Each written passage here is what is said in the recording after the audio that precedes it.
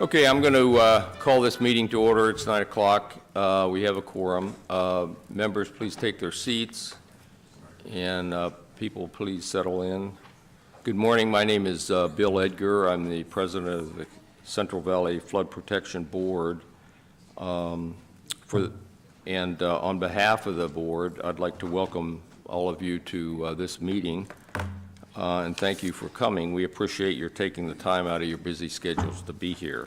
This is the board's regular public business meeting for the month of May 2019. We're meeting today, as you in the venue know, at our normal venue here in Sacramento, at Sacramento City Hall, first floor City Council chambers, thanks to the generosity of Mayor Steinberg and the City Council and the City Clerk's staff who've helped us a great deal in the logistics. We certainly want to thank all of them for being helpful and accommodating our needs. We really appreciate that. These facilities have Wi-Fi available for those who have electronic devices. In the room, we would appreciate your turning your cell phones, laptops, tablets to silent mode in deference to the proceedings. For those of you who want to speak to the board, we have speaker slips in the lobby outside the chambers on the table. Please fill out a form, mark the agenda item to which you want to address. Public items are limited, comments related to public items are limited to 3 minutes. If you have interest in speaking on that item. If you are planning to speak to the board, I'd ask you to read the agenda item or read the notes on the agenda so that you're prepared for your presentation. Members, I believe we have a full agenda today, including some items that involve us directly and which will require some thoughtful policy deliberation, I believe. However, I'm anticipating adjourning this meeting around noon or so. We do have a closed session today, which we will conduct after completing the main agenda this morning. In addition, several of the board members have important flood board-related items in the afternoon, and we want to accommodate their needs also. Notwithstanding those comments, I believe we do have several interesting items on the agenda this morning, and regarding the items themselves, let me say Secretary Dolan will be presenting the minutes of March 29th, as she normally does. This will be an action item for the board. We have on our consent calendar 3 items on the agenda. Mr. McDonald asked that item 5B be removed for a question, so we'll take items A and C first, and then item B, address his question and take whatever action the board wants on that one. Next, we have an informational briefing on what I consider, and I think the board agrees, a serious public safety issue. And that is particularly relevant in in view of the fact that one of our priorities this year has been to improve the operation and maintenance of our levees for the public. This briefing today is to inform the board and the public of the ongoing efforts to repair significant damage to our levee system from ongoing activities in and around homeless encampments. Once we saw the stories in the media of the damage to our levees from these activities, I asked Leslie to immediately get on this and have a report to the board for today. So that's what she did, and so on. Now, as we're talking about this particular item, we believe that this is in our wheelhouse. We're the responsible state agency for ensuring compliance with illegal encroachments. These are illegal encroachments, and we need to seek compliance now. However, this is one of these issues that crosses many agencies at all levels, and within each level, many agencies within local government, many agencies at the state, and so on. So I think we need to be very careful about these issues, because history is a teacher here. What we do is step on each other's toes in trying to resolve this. So I think we need to be sensitive to everybody's authority and responsibilities as we proceed to discuss this particular issue. For example, evacuations themselves need to be performed locally by the responsible agencies, which are the police department and the sheriff's department. The social service agencies then need to step in and to offer social services to those individuals who need them, mental health assistance, case management, and housing assistance if possible. And then I think it'll be our responsibility to ensure that we proceed to, once that site is cleaned up, toxic hazards are removed and so on, we need to ensure that the damage to the levees are repaired in sufficient time for next flood season. So I consider this as similar to an emergency like we had in Yuba City last year, where we ended up actually issuing money to the local LMA at that point was Sabufka to actually get the work done before flood season, and they actually did that. So we have a lot of options here, but we need to repair these encroachments, and we need to be on this. I think it's important that we kind of ensure that things are being done properly. As we're having this discussion, this is an informational discussion for the board. We need to think about all of these things as we proceed. Obviously, we need to be careful of other priorities that our bosses have, such as dealing with the homeless populations, dealing with housing, the lack of housing in the community and the state, and these are priorities both of Mayor Steinberg and of Governor Newsom. So we need to be very cognizant of that as we proceed in discussing this issue. We need to be seeking funds, I think, to deal with this issue, and the legislature has already contacted us and has offered some assistance in that regard, and so we'll do what we can in that regard. So we'll be interested in your thoughts as we proceed along, but those are just mine as we go along. Next, we're going to have John Erickson, who's the chief of the Division of Flood Management within the Department of Water Resources. He's going to present his division report, his normal monthly report regarding the ongoing activities of the division. And then under his area too, Valerie Cook-Fletcher, Gina Darren, and Leslie Pierce will give us a kind of a briefing on the nutria eradication program, which we've been advised of, and the infrastructure protection plan that has been moving along. And this is an interdepartmental team that'll be giving us this report. Finally, under this section of the agenda, Jeff Van Gilder from the Flood Management Office will give us a little update on the Flood Management Assistance Program. And I think as a result of the changes we made and the department made in the guidelines, I think he has some pretty good news, at least I think so, regarding the number of LMAs who have come on board with PL 8499 status and have actually are signing agreements with the department. Then under the category of board items, we have two important briefings, status reports.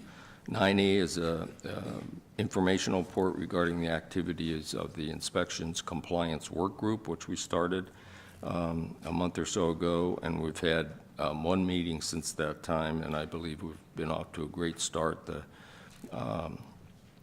folks in DWR, Don Rasmussen, and his sidekick, Wade, gave us a very good report at our meeting, and I think we're off to a good start in there.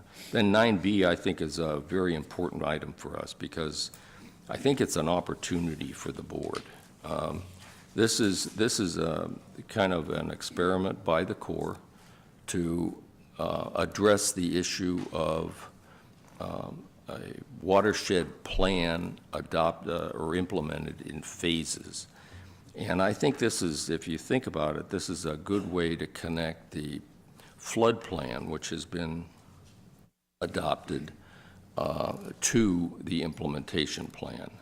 And on the Corps side, they have words that they choose to express for it, but on our side, we're talking about the YOLO bypass being really a subset of the flood plan at this point and would be part of the 2022 revisions, and I think is kind of where we need to be in making little tiny steps forward to connect the flood plan with the implementation plan. And I think for this, it means our usual no objection letter that's sent to the Corps on the 408 process will be a little different this time than it normally is. Normally, it's just for one project. This is a programmatic 408, which is a little different. And I think the more we can connect that to the flood plan, the better off we'll be. Under item 10, we do have our usual executive officers' reports, including an informational staff report. And finally, we have a closed session today with several items for the board's consideration. That will be conducted after the main agenda of this morning's meetings. So that's, as I say, we've got a lot of interesting things today on the agenda, and we'll get on with that. So we're on item 1. Leslie, do you have any announcements or introductions? Thank you, Mr. President. Good morning, everyone. I do have just a couple of staff announcements. First of all, we have Darren Suin in the audience, who I know you've all gotten used to seeing him. He has been with us on contract for the past year, but he was recently hired by the board as our policy advisor, so we'll have him long-term and very happy to welcome him to that position.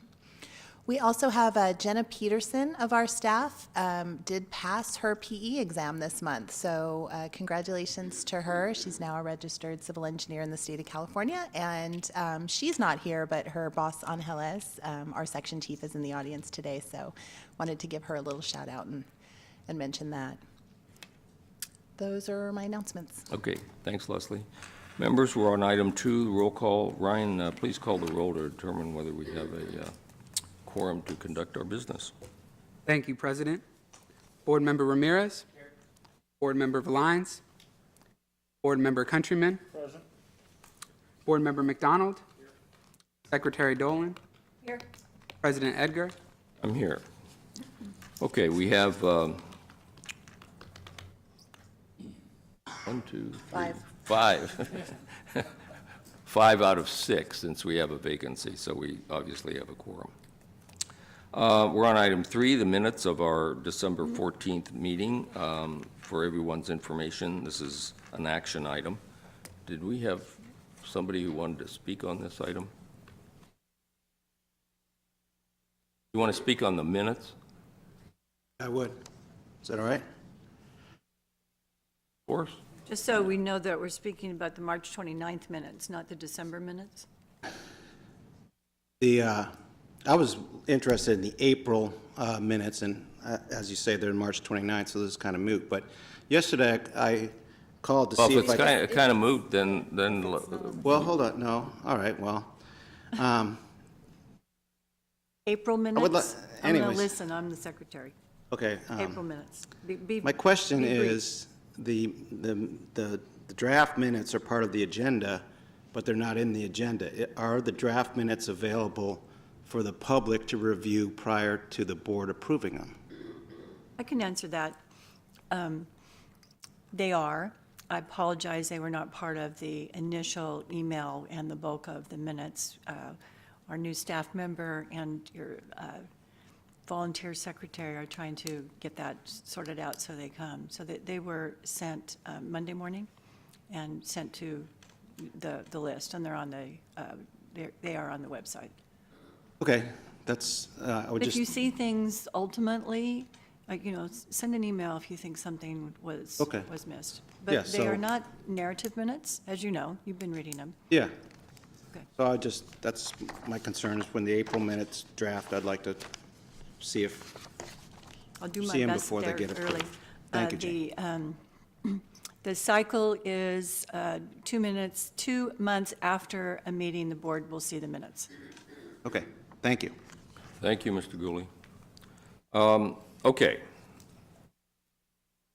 Any other comments on the minutes? Okay. Ms. We'd Dole, like to ask the board if they have any comments, and you Yes. already heard about why you get them a little bit late, but we've got it. We've got Okay. it sorted out.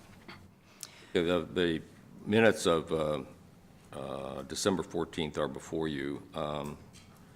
Ms. Dolan, did you move approval?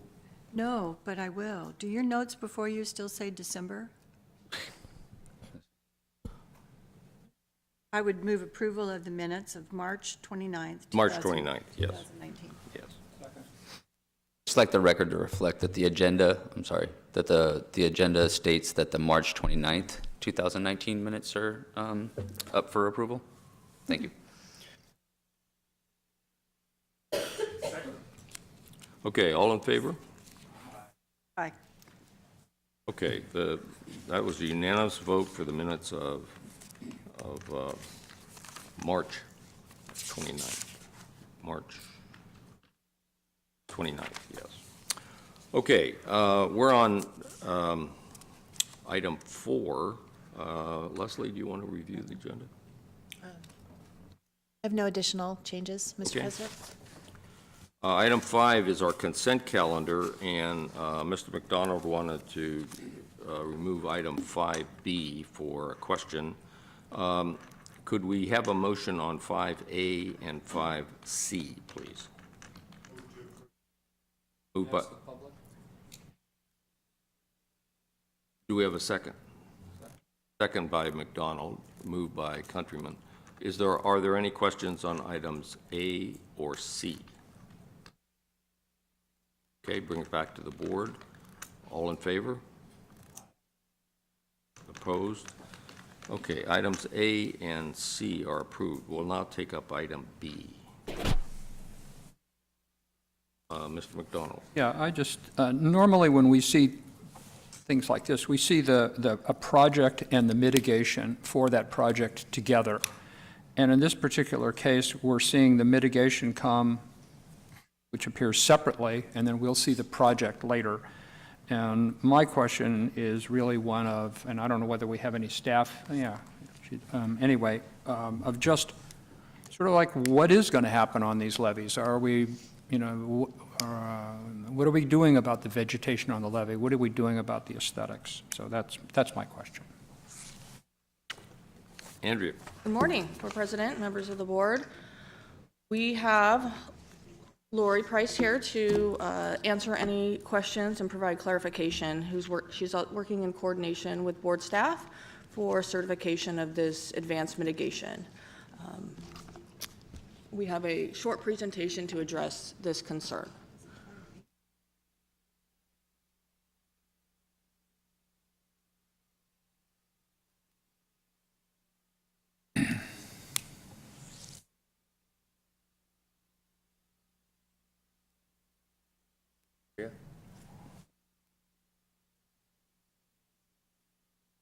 Andrea, I know the board that knows you, but could you please state your name for the Andrea record, please? Buckley, Chief of Environmental Services and Land Management Branch for the board.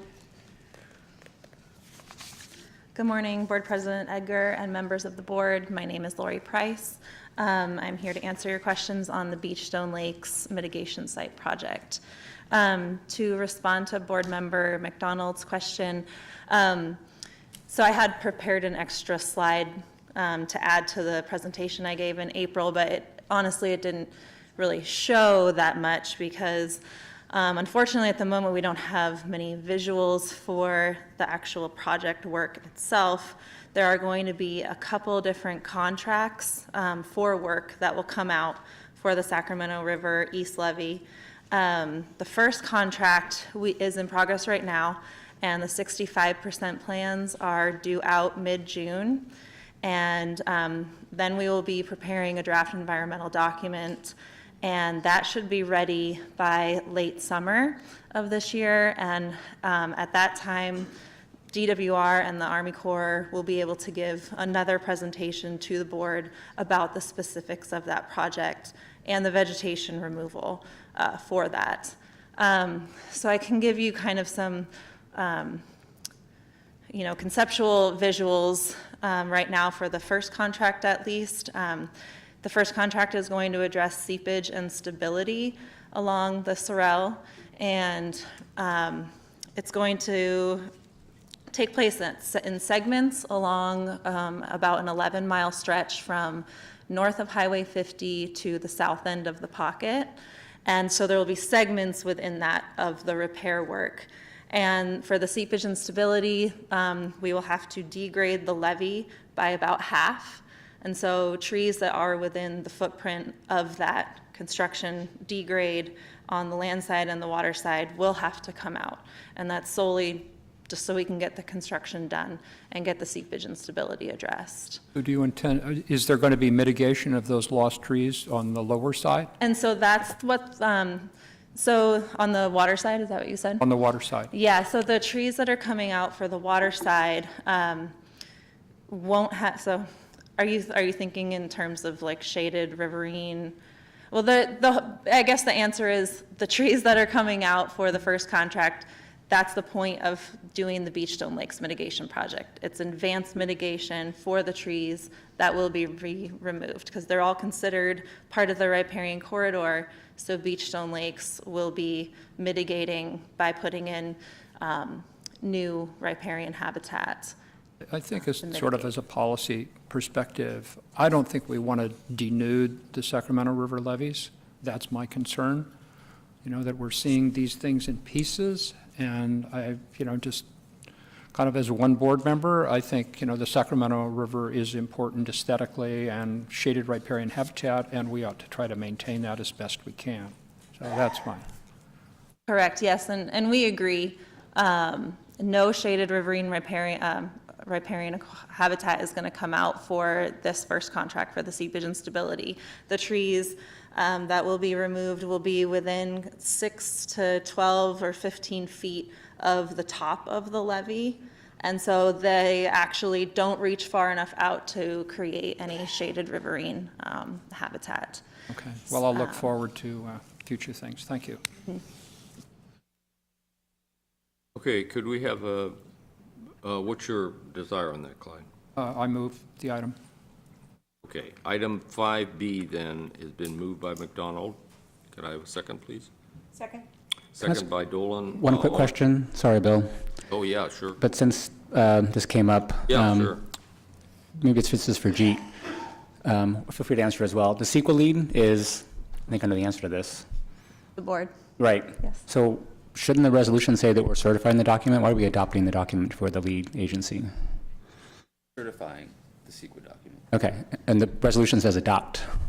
So, I think that's the language that's typically used for a mitigated negative declaration. You adopt the MND. If it was an EIR, you would certify. this is under the programmatic EIR that we're the lead for. It doesn't really matter to me. I just want to make sure that the record's clear. Whatever it needs to be is fine, but it just struck me as a question.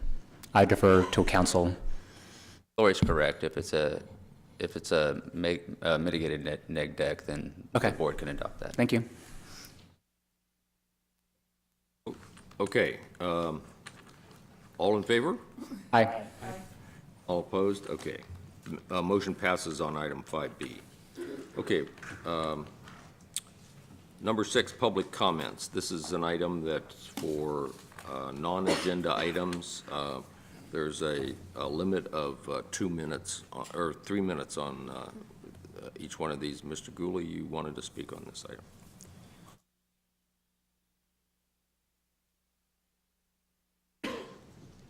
Dominic Gooley from SaveDadsPoint.org in Stockton. Yesterday I filed a letter for a reconsideration of the Smith Canal Gate permit that was issued last week in accordance with Title 23, Article 4.1.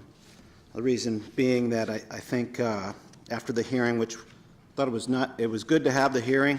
We got to hear some testimony that has not been stated before, but there was quite a few false statements made, and I sent this letter, pretty much has everything in it, yesterday.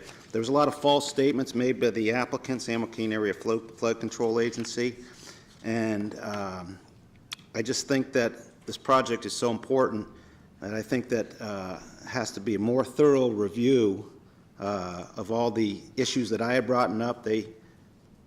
The board and the applicant did address some issues, but they didn't address all of them. And again, they used some false statements. And the other big thing is that this project is supposed to become part of the state plan of flood control, which I think is the bigger issue. It seems like it's kind of up in the air as to whether or not it will become, but I think you need to consider that. And the last thing is, as far as the water quality goes, their report says that the same amount of water is going to flow in and out, and everybody seems to have bought off on that report. But you know, back in the old days, I know I look kind of young, but I'm actually a grandpa, and we used to be, you know, in the olden days, you couldn't analyze something like this without a model. And if you were to just sit down and use the Chesney-Manning equation to analyze the before and the after, and you look at their EIR and consider that they used a Manning's number that's incorrect, you play around with that equation, you can clearly see that the water quality is going to be impacted. So I ask that you reconsider the permit for the Smith Canal Gate. Thank you. Thank you. Mr. President, can I just note for the record that Board Member Valines is present? Thank you. Okay. All right. Any other members of the public that want to address an item not on the agenda? Not on the agenda. Okay, seeing none, we're on item 7. And I think Darren Soon is going to take this item. It's an informational report to the board. I made my comments earlier that this is a very serious issue that we need to address quickly and efficiently and effectively. Darren? Congratulations on your new position. Thank you, President Edgar. Good morning, and congratulations to now Vice President Dolan. Good morning, board members. Darren Soon, semi-new policy advisor to the board. Homelessness, the effects of homelessness go beyond our parks, neighborhoods, and downtowns.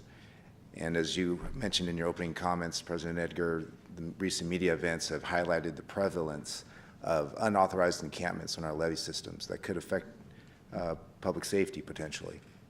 And so we're here today to enter into discussion and hopefully proceed with the path forward and seek direction from the board on this issue.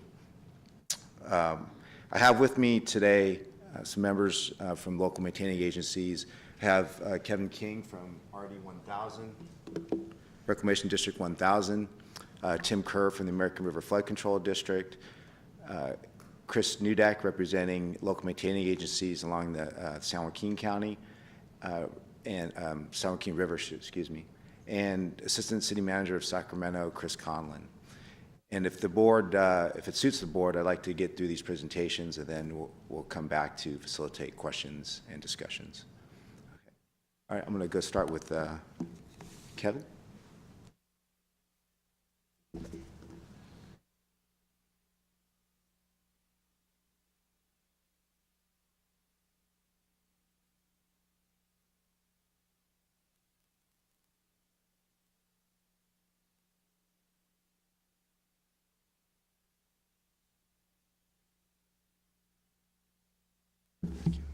Advance in PDF or to go full screen.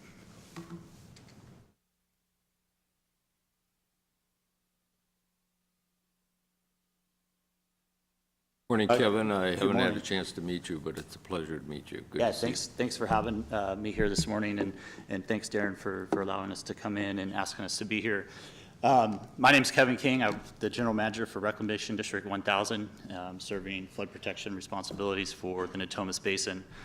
I started with the district in February of this year and immediately came to realize the importance of the homelessness issue for our board. It's something that has been escalating on our levee system for 2 or 3 years, and kind of came to a head this past winter as floodwaters continued to rise and the river elevations continued to rise. The encampments moved out of the floodplain and up onto the levee system. Our board at the their February board meeting, or excuse me, the May board meeting, directed me to send a letter of request to local agencies. The Central Valley Flood Protection Board was copied to that letter, but essentially asking for the immediate removal and assistance with the immediate removal of homeless encampments on our levee system, in particular the exterior levee system. We've received tremendous feedback and support from those agencies, although it is still very early on and the encampments are still there. RD 1000 is very encouraged by the response that we've received from them, and we look forward to working with the city, county parks, and the sheriff's department here in the coming weeks. But we also are very encouraged by the response that the Flood Protection Board has provided thus far, and are asking for some assistance longer term in helping solve this issue. We can hopefully be able to remove the encampments immediately and do some immediate actions. However, we're going to need something longer term to allow the enforcement agencies to continue to come through. And one of the things that we heard from both county parks and from city staff was that, you know, city ordinance could be adopted and approved to protect public safety infrastructure. However, far more useful if there was state legislation and there was some other enacting item aside from an emergency declaration that we could provide to local enforcement agencies as a means to prevent encampments and further degradation of the levee system. So trespass 602 violations are there. Those are onerous and very complicated at times. And so really moving forward, I'd like to work really closely with the Flood Protection Board and others to potentially look at some state legislation to help address this problem. So I just wanted to show a few examples of what's going on. This While we excuse me, Sure. if I may, our legal counsel needs to think about that as we go through this discussion, whether SB 357 or the legislation we previously passed related to code enforcement has that authority already, or whether we need to amend that. So give that some thought. Please proceed, Kevin. And I can tell you to that note that JIT has been trying to coordinate a conference call with our legal staff, with city legal staff. We're hopeful, but we missed some coordination yesterday, but we're hopeful to get that done in the next few days so that we can start working on the legal side. So thank you for that as well. This slide here, I know the picture is kind of small, but this encampment was voluntarily abandoned. It's at Northgate and Garden Highway. And this particular picture and this particular site probably started the media coverage and what has happened in the last 2 to 3 weeks.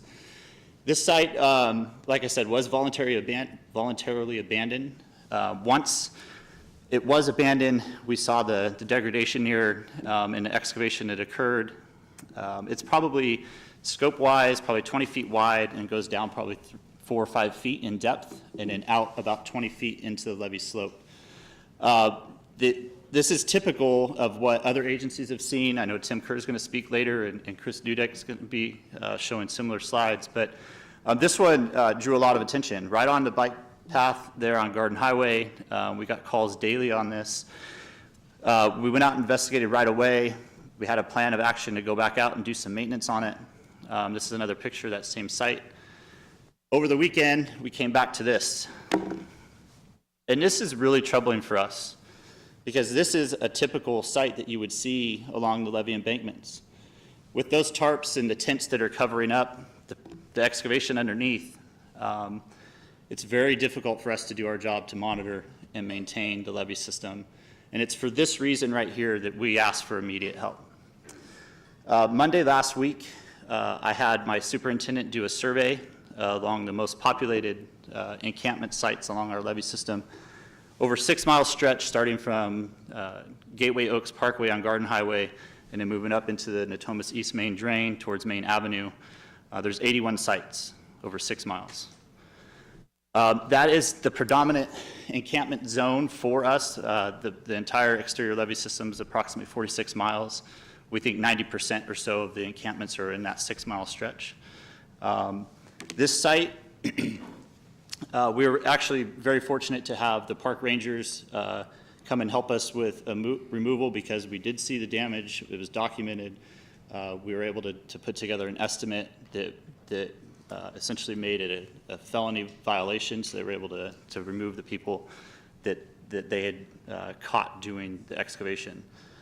That repair cost RD1000 just in labor and material time to do that repair. It was about $3,500 in repair. So if 81 sites all have similar damage, about $300,000 unbudgeted expense for RD1000 to address this issue in just 6 miles of levee.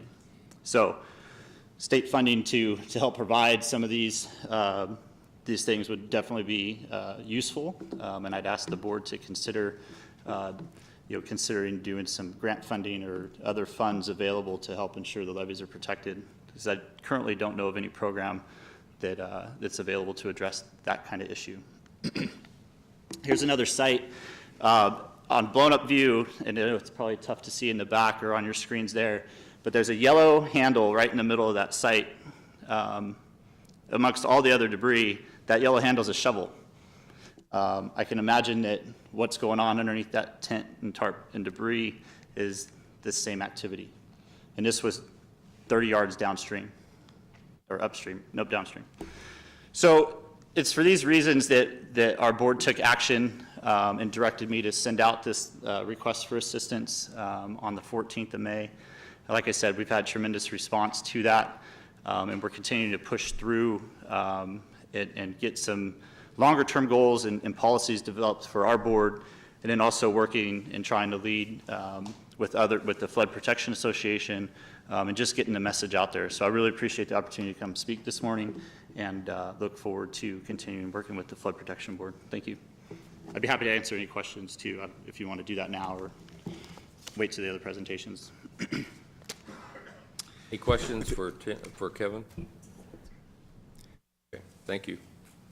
Thank you, Kevin. Next, I'd like to call up Tim Kerr with the American River Flood Control District, following with Chris Nudek of KSN.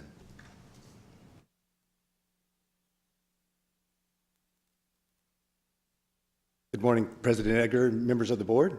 My name is Tim Kerr, General Manager of the American River Flood Control District here in Sacramento. You've likely seen some of the media coverage of this topic, and I'm here today to give you kind of the guy in the field perspective of how this is impacting our ability to do operation and maintenance and be prepared for our annual inspections. So here is a map of our district in Sacramento.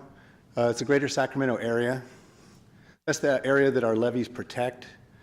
With the homeless camp issue, we've been dealing with this for a few years, and we found that prior to 2015, there was very few, and there were isolated camps, and we were able to work around them. And since that time, there's been a real rampant increase in the number and severity of the camps on the levees. In the past 4 years, it seems like the population of campers has like doubled every year. And now what we're seeing is numerous camps and tents all linked together.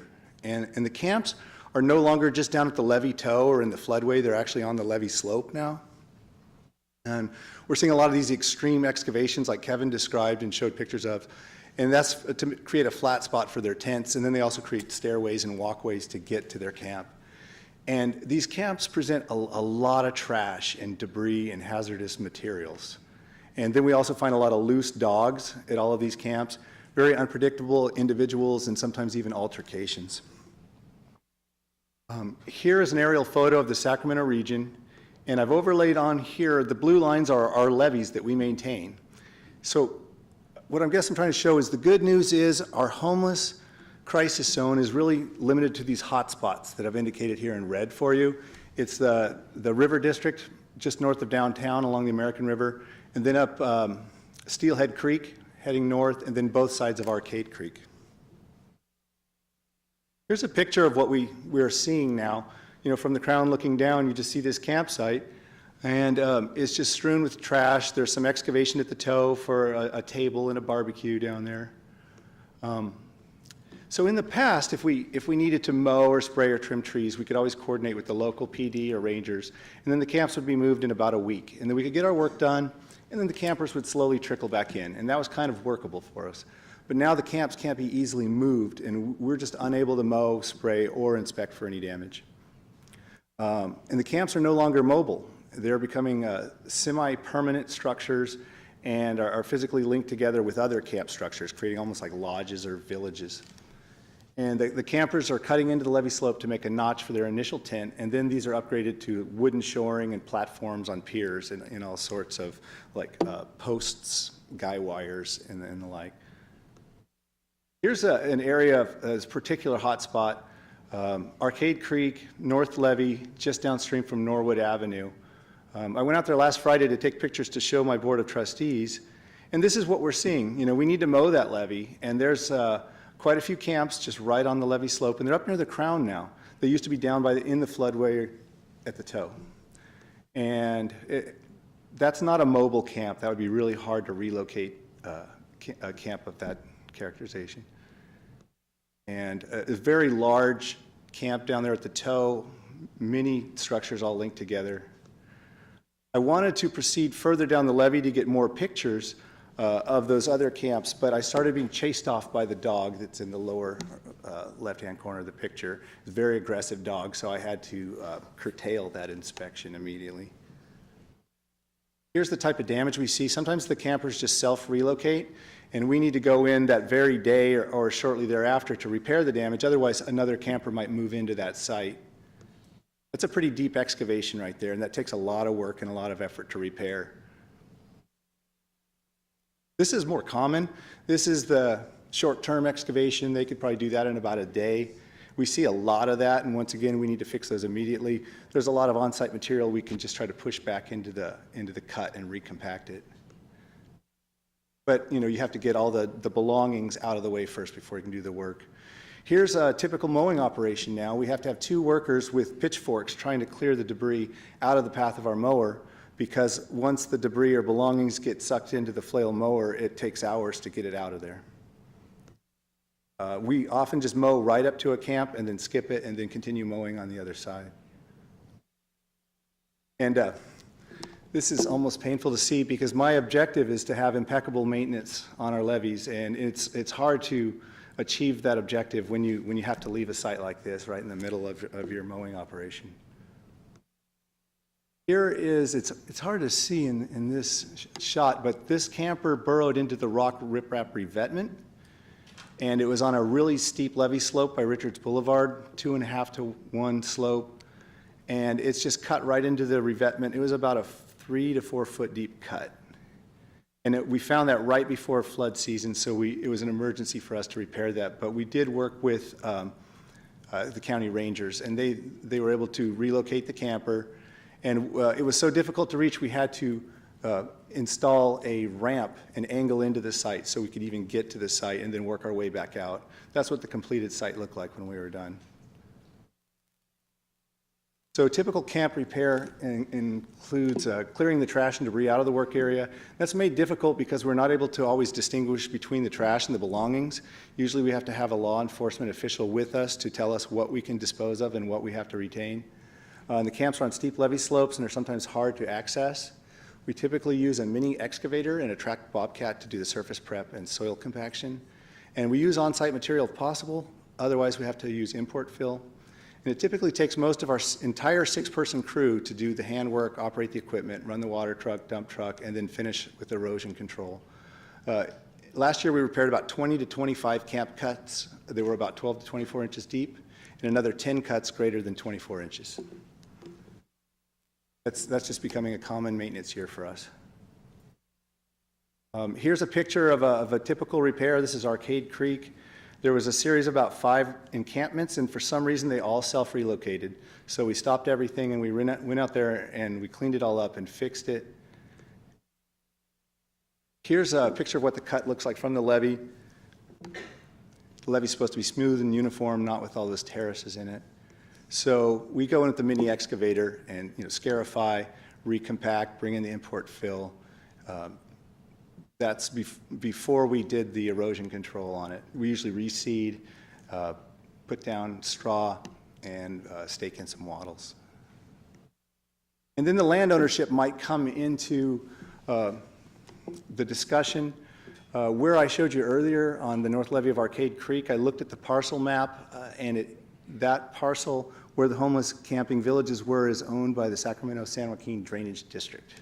So oftentimes the flood board owns under the levees, or my district owns under the levees, or in our region, county regional parks owns under the levees. So we're kind of all in this one together. And here's a picture of a tracked mower we've been using a lot more because a lot of the metal and debris in the levees has punctured a lot of our mower tires. So we're moving more to tracked equipment, and we got a mower flail head that mounts on our Bobcat. So we've been mowing more with the Bobcat lately too. This one's a remote operated mower, so we can get in and around the camps. That's all I have today. Any questions for Tim? Thank you, Tim. Okay, I think the, Joe is speechless. yeah, I know, this is just beyond belief. This is so ironic, particularly since we have designated operation and maintenance of these levees, improving the levees as a first priority of the flood plan this year. And we've, gone out and talked to all of the local maintaining agencies, trying to get them into PL 8499, do all this stuff, and then we're faced with this kind of an issue. Just a word to our legal counsel. I know our authority sets forth a process by which we, can get people to comply with regulations that we have regarding levies, but we're going to have to do something a lot quicker on an emergency basis. Jane? Thank you.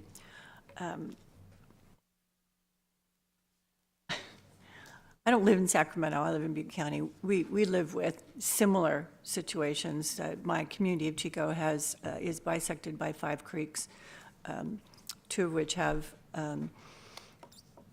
core constructed flood control levees on them. So I'm there. I think I speak for the board. We absolutely understand the situation here. It's dangerous. It needs to be corrected. So I don't need convincing. What I'm hoping, and I'll augment what our board president said, is we need to figure out what it is we need to do collective to assure that we can provide for the safety and integrity of a system that protects people's lives and property. Our enforcement situation, as I understand it, is to enforce on the local maintaining agency. That's obviously not the first thing we wish to do, because you did not cause the problem, you are the solution. So we all need to focus what we can do with our existing tools to act as quickly as possible. And I think our staff is ready to do that. We certainly are as well. Thank you, Jane. Darren? Yeah, thank you, President Edgar. If you'll permit me, we've shown you a little bit, a glimpse on the Sacramento River System and American River Systems. I'd like to now give you a glimpse into the San Joaquin River System with Chris Nudek, and then we'll follow that up from a local perspective from our Assistant City Manager right here in Sacramento. Is yours on here? Yes, it should be. Good morning, President Edgar and members of the board. My name is Chris Nudek with Kelson Seneca Nudek, representing numerous LMAs in the San Joaquin and Sacramento region, but I'm here on behalf of the San Joaquin region. And what I'm presenting today is really more of the same. I think the position has been well established by my colleagues, both Tim and Kevin this morning. But what I want to do is give you a little bit, maybe some of the characteristics of the homeless themselves, because we actually talk to them in occasions, and kind of give you how things develop. These two pictures that are up here on the screen now show you very similar situations to the Sacramento system, where we have the holes being dug, shelves being dug in. The one on the land side actually shows a tent, and that's over the top of a series of tunnels that go off of that tent, which in an area of heavy seepage created a real problem for us on one levee system. But it just gives you a perspective of what they do and how quick they can do it. This next one is kind of the characteristics of what goes on. They remove the riprap in order to get to the soil, in order to do the excavation. So the characteristics of what you saw in many of Tim's photos and some of Kevin's is, you know, they need to get to the soil to do the excavation. So this is just a quick picture of that. I'm going to go through quite quickly here because my pictures are very similar to what you've previously seen. One of the characteristics that's quite routine in the San Joaquin area is they look for cover. And bypasses are great cover. Unfortunately, Caltrans is not, they struggle with trying to get the homeless out from beneath these. And because they're levied systems, they kind of turn to us as a maintaining entity and say, well, it's your problem. We're saying, well, it's your problem because they start fires and they can create problems with the overpass. But you can see here, this is a bench system. They've removed the riprap, and it's a problem as well. Here, this is a situation, it's a little difficult in the picture, but you can see the plywood. This is along with, again, what Tim said. Very difficult to see things, a lot of trash. This particular individual made it clear to us, and this is a similar circumstance, these homeless people see these sites as their address. And when I was on the interview from Channel 3, I stated the fact that what happens when you relocate them, you actually relocate them. The police come in, the chaplain, the relocation specialist, you know, and you move them out of the site, but they're coming back because that's their address, and they tell us that's their address, and that's where they're going to reside. Now, it's odd that they would find a spot along a river system, but that's coincidentally what's happening in many of the locations in the San Joaquin area. And it's difficult. We don't get as many of the volunteer relocations that Tim was reflecting on, but we do find that if we do remove them, repair it, they're back shortly thereafter to restore to their site. Again, here's a similar situation where you see the overpass, the debris, and the riverine system that's going to flow out to the main stems as the rivers come up. One of the things we've tried to do is prevent this. Besides just removing people, we decided, well, let's go ahead and try and prevent it. Putting fences up aren't the easiest way to do it, so we went one step further. This is a particular fence that is a prototype fence. We're working with Caltrans to install this. It's a channel iron fence. The way the homeless are working now, they have the battery-operated tools and generators to cut most fences. Well, this is channel iron. They're probably going to need a torch. It just went in. It hasn't even been painted yet. The problem with it is it's offset off the overpass system itself. We would rather have had it up against to minimize them from going underneath. Caltrans regulatory would not allow us to do this, but yet the Caltrans inspector said, this is a stupid idea. Why didn't you guys move the fence 15 feet closer? Well, if that theory goes through, we will move it closer and keep them from getting underneath the underpass, which is really where the problem develops. And this is my last slide. This is a slide where to the left of the picture, my left, your right, is City of Stockton. This is not on a project system, but the City of Stockton Municipal Wastewater Treatment Facility. And they've come in and put a similar type security fencing with the concertina wire on it and so forth, and you can see the homeless immediately adjacent to it. And it's that particular stretch of homeless goes on for about 1,200 feet. And it just went in a week ago, and we're experimenting to see how long it lasts. I endorse everything that's been said thus far, and I think you understand the issues very well. The one thing that uniquely I found this morning, I was waiting for my newspaper to show up, and I opened up Facebook, and they had a report on the Stockton Waterways water quality test. I know this is not the issue on the table today, but they had 14 waterways. They tested water quality for E. coli. Out of the 14 waterways, 5 of them, or excuse me, 13 waterways, one of them they couldn't test, 5 of them had excessive E. coli. The other 7 didn't, which was fortunate, but 5 of them had extraordinarily excessive. It's CVFUs per 100 mil, but they were, 10 to 15 times the normal background levels for E. coli. So the water quality issue and the waste that these folks generate, part of the reason they're along the waterway is for bathing and disposal of waste, and it's a problem that we have throughout this region. The only thing I want to add, we have not written any letters to the board, and currently we're not seeking assistance.